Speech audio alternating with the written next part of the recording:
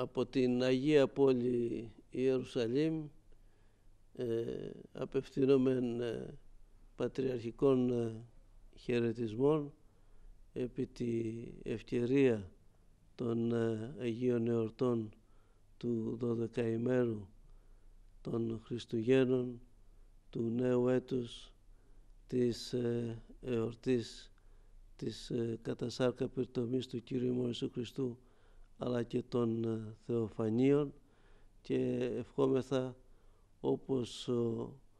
ο εν Βιθλεέμ σαρκωθείς ως λόγος και εκ Παρθένου Μαρία τεχθείς Κύριος ημών Ιησούς Χριστός, χαρίζεται πάσιν ημίν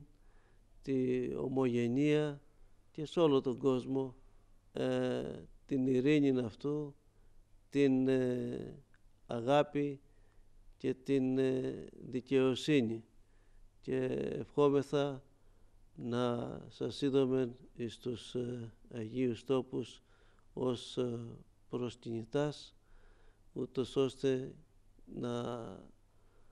λάβετε την ευλογία των Αγίων Τόπων, των τόπων όπου εγεννήθη, όπου εσταυρώθη, όπου εκήρυξε και ανέστη ο Θεός και ο σωτήριμον Κύριος Ιησούς Χριστός. Έτη πολλά, ευλογημένα και ειρηνικά.